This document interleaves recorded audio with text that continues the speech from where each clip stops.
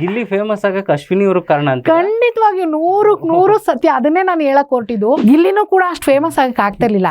ಈ ಗಿಲ್ಲಿಗೂ ಕೂಡ ಗೊತ್ತು, ನನಗೆ ಪ್ರತಿಸ್ಪರ್ಧಿ ಈ ಮನೇಲಿ ಅಶ್ವಿನಿ ಗೌಡ್ರೆ. ಪ್ರಾರಂಭದಿಂದಲೇನೆ ಗಿಲ್ಲಿಗೆ ಗೊತ್ತಿತ್ತು ನನ್ನ ಪ್ರತಿಸ್ಪರ್ಧಿಯಾಗಿ ಫೈನಲ್ಗೆ ಅಶ್ವಿನಿ ಅವರೇ ಬರೋದು. ಅವ್ರನ್ನೆಲ್ಲ ಮನೆಯವರು ಕೂಡ ಅವ್ರನ್ನ ಕಾರ್ನರ್ ಮಾಡಿದ್ರು. ಯಾಕೆ ಗಿಲ್ಲಿ ಅವರು ಅಷ್ಟೊಂದು ಕಾಡಿಸಿದ್ರು, ಮತ್ತೆ ಯಾಕೆ ಅಷ್ಟೊಂದು ಹೋರಾಟ ಮಾಡಿದ್ರು, ಅವರಿಬ್ಬರ ನಡುವೆ ಯಾಕೆ ಅಷ್ಟೊಂದು ಜಗಳ ಆಯ್ತು?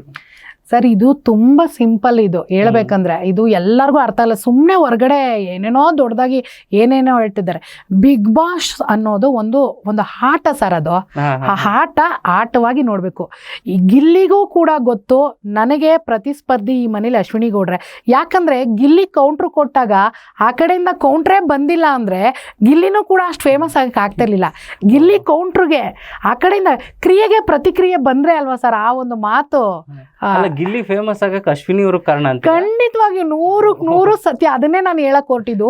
ಇವತ್ತು ಗಿಲ್ಲಿ ಹಾಸ್ಯ ಆಗಿರ್ಬೋದು, ಅವರ ಅಲ್ಲೊಂದು ಸ್ಪಾಂಟೇನಿಯಸ್ ಆಗಿ ಕೊಡ್ತಾರಲ್ಲ ಅವರು ಒಂದು ಕಾಮಿಡಿ, ಅದಕ್ಕೆಲ್ಲದಕ್ಕೂ ಆ ಕಡೆಯಿಂದ ಪ್ರತಿಕ್ರಿಯೆ ಕೊಟ್ಟಿದ್ದು ಅಶ್ವಿನಿಯವರೇ ಕಾರಣ. ಆ ಜಾಗದಲ್ಲಿ ಅಶ್ವಿನಿ ಗೌಡವ್ರು ಇಲ್ದಿರ ಇನ್ಯಾರೇ ಇದ್ದಿದ್ರು ಗಿಲ್ಲಿ ಕಾಮಿಡಿ ಅಷ್ಟು ಮಟ್ಟಿಗೆ ಯಶಸ್ವಿ ಆಗಕ್ಕೆ ಸಾಧ್ಯನೇ ಇಲ್ಲ.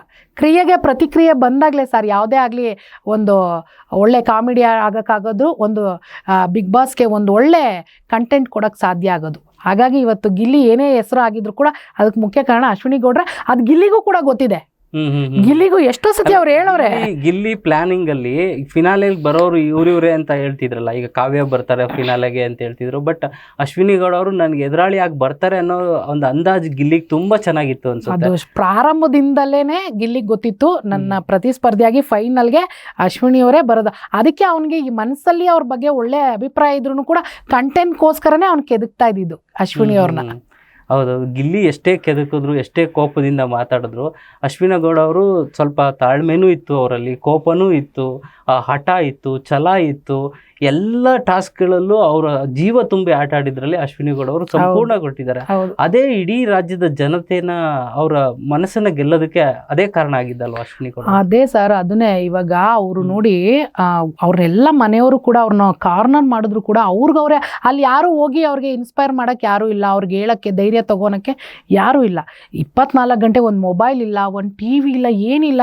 ಎಂಥ ಮನುಷ್ಯ ಆಗ್ಲಿ ಕುಗ್ಬಿಡ್ತಾನೆ, ಅಯ್ಯೋ ಏನಪ್ಪ ಮನೆಯವರೆಲ್ಲ ನನ್ನನ್ನು ಆಚೆ ಹಾಕಕ್ಕೆ ನನ್ನನ್ನು ಕಾರಣ ಆದರೂ ಕೂಡ ಅವ್ರಿಗವ್ರೆ ಇನ್ಸ್ಪೈರ್ ತಗೊಂಡು ಅವ್ರಿಗವ್ರೆ ಗಟ್ಟಿಯಾಗಿ ನಿಂತು ಏನು ಅವ್ರು ಡೈಲಿ ಬಿಗ್ ಬಾಸಲ್ಲಿ ಹೋರಾಟ ಮಾಡ್ತಿದ್ರು ಅದು ಹೊರಗಡೆ ಜನಕ್ಕೆ ಬಹಳ ಅದು ಎಲ್ಲರ ಮೇಲೂ ಪರಿಣಾಮ ಬೀರಿದೆ ಸರ್. ನಮಗೆ ಆಗಲಿ ಹೆಣ್ಮಕ್ಳು ಫೋನ್ ಮಾಡಿ ಹೇಳ್ತಾರೆ, ಅಯ್ಯೋ ಅಶ್ವಿನಿ ಮೇಡಮ್ ಅವರು ಬಿಗ್ ಬಾಸಲ್ಲಿ ಆಡ್ತಿರೋ ಆಟ ನೋಡಿದ್ರೆ ನಮ್ಗೆ ಹೊರಗಡೆ ನಾವು ಕೂಡ ಒಂಟಿ ಜೀವನ ನಡೆಸ್ತಾ ಇದ್ದೀವಿ, ನಮಗೂ ಕೂಡ ಅವ್ರು ಮಾದರಿಯಾಗಿದ್ದಾರೆ, ನಾವು ಯಾಕೆ ಅಶ್ವಿನಿ ಅವ್ರ ಥರ ಒಂದು ದಿಟ್ಟತನದಲ್ಲಿ ಜೀವನ ಮಾಡಬಾರ್ದು ಹೊರಗಡೆ ಸಮಾಜದಲ್ಲಿ ಅನ್ನೋ ಮಟ್ಟಿಗೆ ಹೆಣ್ಮಕ್ಳು ಬಂದಿದ್ದಾರೆ ಅಂದರೆ ಅಲ್ಲೇ ಗೆದ್ದಂಗಾಯ್ತಲ್ಲ ಸರ್ ಅಶ್ವಿನಿ ಅವರು ಅಲ್ವಾ. ಒಂದು ಹೆಣ್ಮಗಳಿಗೆ ಒಂದು ಧೈರ್ಯ ತುಂಬ್ತಾ ಇದ್ದಾರೆ ಒಳಗಡೆ ಇತ್ಕೊಂಡು ಅಂದರೆ ಅಲ್ಲೇ ಅವ್ರು ಅರ್ಧ ಗೆದ್ಬಿಟ್ರು ಬಿಗ್ ಬಾಸು.